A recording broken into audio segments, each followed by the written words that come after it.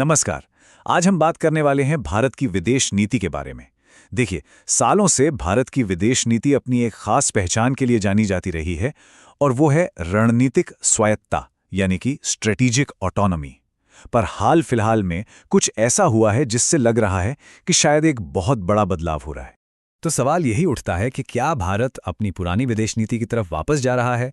आज हम इसी बात को समझने की कोशिश करेंगे कि ये जो बदलाव दिख रहे हैं वो कोई सोची समझी लंबी रणनीति का हिस्सा हैं या फिर बस कुछ वक्त के लिए किया गया एक एडजस्टमेंट है। तो हुआ ये कि पिछले कुछ सालों में भारत की नीति में एक साफ झुकाव देखने को मिला। ये झुकाव था अमेरिका और इजराइल की तरफ, जो भारत के पारंपरिक यानी ट्रेडिशनल रुख से काफी अलग था। आइए इस टाइमलाइन पर एक नजर डालते हैं, इससे पूरा मामला साफ हो जाएगा। एक तरफ क्वाड गठबंधन और इंडो पैसिफिक रणनीति के जरिए अमेरिका के साथ रिश्ते गहरे हुए, सैन्य और तकनीकी सहयोग भी बढ़ा। फिर अक्टूबर 2023 में गाजा संकट पर भारत की सार्वजनिक चुप्पी और इसके बाद फरवरी 2026 में प्रधानमंत्री मोदी के इजराइल दौरे ने इस नई साझेदारी को कह सकते हैं कि एक तरह से सील कर दिया। और फिर आया प्रधानमंत्री मोदी का ये बयान, भारत पूरी दृढ़ता से इजराइल के साथ खड़ा है। ये एक बहुत बड़ा स्टेटमेंट था। इसने इजराइल के प्रति भारत के झुकाव को पीक पर पहुंचा दिया और इसका असर ये हुआ कि फिलिस्तीन के मुद्दे पर जो भारत का एक ऐतिहासिक समर्थन था वो लगभग खत्म सा हो गया। लेकिन कहानी यहीं खत्म नहीं होती। इस मजबूत पश्चिमी झुकाव के कुछ कह सकते हैं कि अनपेक्षित परिणाम भी हुए, जिनके बारे में शायद सोचा नहीं गया था। चलिए देखते हैं कि वो क्या थे। सबसे पहली और सबसे बड़ी चोट लगी भारत की नेबरहुड फर्स्ट पॉलिसी पर, मतलब अपने ही घर के आसपास अपने ही पड़ोसियों के साथ रिश्तों में खटास आने लगी। मिसाल के तौर पर 2024 में बांग्लादेश में शेख हसीना की सरकार जाने के बाद जो अंतरिम सरकार आई, उसके साथ भारत के रिश्ते काफी तनावपूर्ण हो गए। वहीं दूसरी तरफ नेपाल में 2025 के जेन-जेड प्रोटेस्ट के बाद वहां की जनता में गुस्सा बढ़ा और बॉर्डर, ट्रेड और पानी जैसे जरूरी मुद्दों पर तनाव काफी बढ़ गया। और बात सिर्फ पड़ोसियों तक ही सीमित नहीं रही। मजे की बात तो यह है कि भारत को आर्थिक दबाव झेलना पड़ा उसी देश से जिसके वो इतना करीब जा रहा था, यानी अमेरिका। अब जरा इस चार्ट को देखिए, यह बहुत दिलचस्प कहानी बताता है। आप साफ साफ देख सकते हैं कि अमेरिकी दबाव का असर कैसा हुआ। भारत को रूस से आने वाले सस्ते कच्चे तेल का इंपोर्ट कम करना पड़ा। जो 2025 में कुल इंपोर्ट का 33% था, वो अमेरिकी टैरिफ के बाद फरवरी 2026 तक गिरकर सिर्फ 21% रह गया।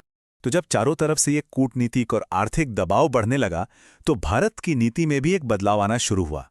इसे आप एक तरह का स्ट्रेटेजिक करेक्शन भी कह सकते हैं। तो भारत ने इसे ठीक करने के लिए 3 बड़े और साफ कदम उठाए। पहला, रूस के साथ पुराने रिश्तों में फिर से जान फूंकी गई। दूसरा, ईरान को लेकर एक पॉजिटिव रवैया अपनाया गया, जैसे चाबहार पोर्ट पर काम जारी रखना। और तीसरा, अपने पड़ोसियों खासतौर पर बांग्लादेश और नेपाल की नई सरकारों के साथ रिश्ते सुधारने की कोशिशें तेज कर दी गईं। तो इन सब के बाद हम इस विश्लेषण के सबसे जरूरी हिस्से पर आते हैं। सवाल यह है कि विदेश नीति का ये जो नया दौर है, इसका असल मतलब क्या है? क्या ये व्यवहारिकता या प्रैग्मैटिज्म की वापसी है? यहीं पर एक कॉन्सेप्ट आता है जिसे कहते हैं मल्टी अलाइनमेंट। अब ये है क्या? आसान भाषा में कहें तो ये एक ऐसी विदेश नीति है जहां कोई देश किसी एक गुट या अलायंस में बंध कर नहीं रहता, बल्कि एक ही समय में कई अलग अलग ताकतों के साथ अपने हितों के हिसाब से रिश्ते बनाकर चलता है। तो आखिर ये बदलाव हुआ क्यों? इसके पीछे कुछ बहुत ही प्रैक्टिकल वजह हैं। पहली तो ये कि अमेरिकी दबाव ने दिखा दिया कि किसी एक तरफ पूरी तरह झुक जाना कितना खतरनाक हो सकता है। दूसरी, भारत की एनर्जी सिक्योरिटी के लिए रूस का तेल बहुत जरूरी है। तीसरी, ईरान का चाबहार पोर्ट सेंट्रल एशिया तक पहुंचने का एक अहम रास्ता है। और चौथी और सबसे जरूरी बात, पड़ोस में शांति के बिना क्षेत्रीय सुरक्षा मुमकिन नहीं है। हाँ, पर एक बात यहां साफ कर देना जरूरी है। इसका मतलब ये नहीं है कि सब कुछ पलट गया है या ये कोई टोटल यू टर्न है। ऐसा बिल्कुल नहीं है। भारत अभी भी अमेरिका के साथ डिफेंस, टेक और इजराइल के साथ इंटेलिजेंस कोऑपरेशन जैसे जरूरी रिश्ते बनाए हुए हैं। ये बस एक नया बैलेंस बनाने की कोशिश है। और ये जो संतुलन साधने की कोशिश हो रही है ना, इसके पीछे जो सबसे बड़ा लक्ष्य है वो है रणनीतिक स्वायत्तता को फिर से हासिल करना। मतलब अपने फैसले खुद लेने की आज़ादी, बिना किसी बाहरी ताकत के दबाव में आए। तो असल में लक्ष्य ये है कि इस बदलती हुई दुनिया में भारत एक भरोसेमंद बैलेंसिंग पावर बनकर उभरे, एक ऐसी ताकत जो किसी एक देश के पाले में न हो और अपने राष्ट्रीय हितों को सबसे ऊपर रखे। तो आखिर में हम एक बड़े सवाल पर आकर रुकते हैं। ये जो नया संतुलन बनाने की कोशिश हो रही है, क्या ये एक नए दौर की स्थायी रणनीति है या फिर बस कुछ वक्त के दबाव से निपटने का एक अस्थायी तरीका है?